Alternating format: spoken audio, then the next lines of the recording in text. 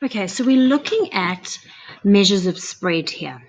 A couple important things that I want you to make sure. So we're looking at median, the quartiles, and the interquartile range. We're not going to be looking at the box plots right now. Okay, measures of spread. Remember, the range is the measure of spread that goes with the mean. So for example, 2 dice were thrown 10 times and their scores were added together and recorded. Find the mean and the range. Now the mean is the average. The range is the biggest taken away from the smallest.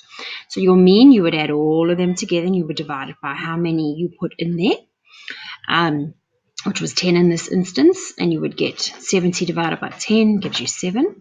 Your range would be your biggest number, which would be 12, from your smallest number, which would give you 10. All right, so a reminder about the median. The range is not a good measure of spread, and that's what they're trying to show you, because one extreme, a very high or very low value, can have a big effect on the total. So the measure of spread that goes with the median is called the interquartile range, and is generally a better measure of spread because it's not affected by the extreme values. So that's why we do this interquartile range. Okay, so let's look. The median is the middle value of the set once the data has been ordered. So, for example, Robert hit 11 balls at the Grimsby driving range. The recorded distances of his drives measured in yards are given below. Find the median distance for his drive. So there you've got all his drives. Now, the first thing you always have to do is put it in numerical order.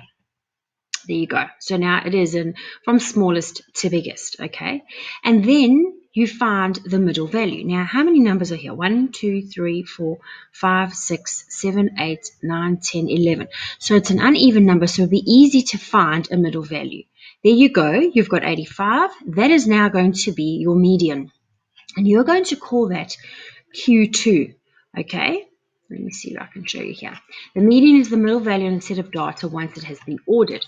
So, Robert had 12 balls. Okay, now you've got a problem because there's an even amount. So first thing you have to do is put it into numerical order, and then you have to find the middle value. Now, because it's an even number, you're going to have, of balls or whatever, even number of numbers, you're going to have to find the middle 2 and divide that by 2 in order to give your middle value. So there you go, the 2 middle values. So you say 85 plus 95, and then you divide it by 2, and that gives you your Q2. Okay. So here are the quartiles, and you'll know what I mean. Find the median and the quartiles for the data below. Right. First thing that I said, order them. Right, so that's your number one thing. Order the data. There you go, you've ordered it. Now in this one, let's see how many there are. 1, 2, 3, 4, 5, 6, 7, 8, 9, 10, 11, 12. So this one is going to have to be using 2 because it's an even number, so you won't have one number in the middle. So over here, you've got 8 and 8. Okay, so you add 8 and 8 divided by 2. Obviously, you're going to get 8.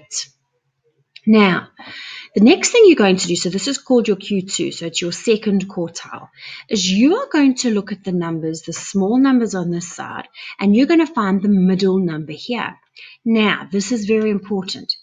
If you used 2 numbers to get your Q2, you can use this number as when you're looking for your middle number, okay? So you can use that left-handed 8 on this side.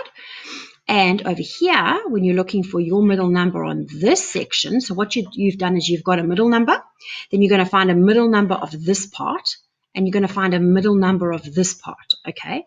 But you can use this 8 for this side, and you can use this 8 for this side, because you've had 2 numbers that you've used. So if we look at this one, we've got 8, 8, 6, 5, 4, 4. So our middle number is 1, 2, 3, 4, 5, 6. Our middle number will be in the middle of the 5 and the 6. Do you see that? Because we've got 2 numbers on this side and we've got 2 numbers on that side.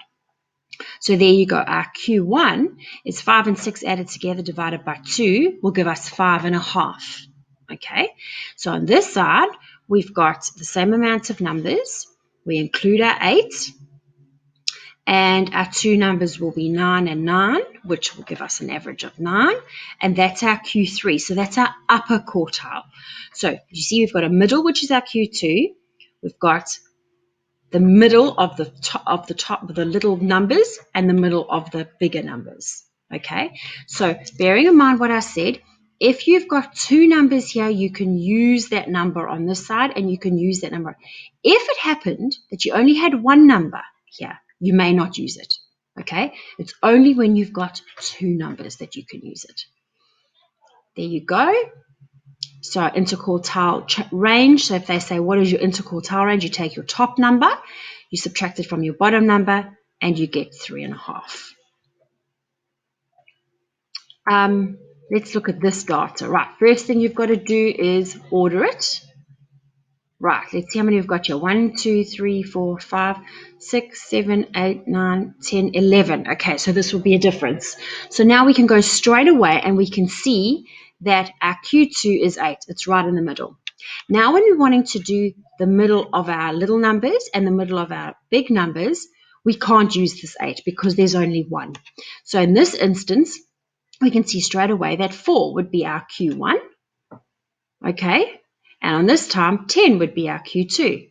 And then if they say they want the difference, you take the difference of 10 and 4, and you get 6. So the interquartile range is 10 take 4 is 6. All right, so just remember about that middle one. But other than that, it's pretty simple. I think you can go and give it a go. See you later.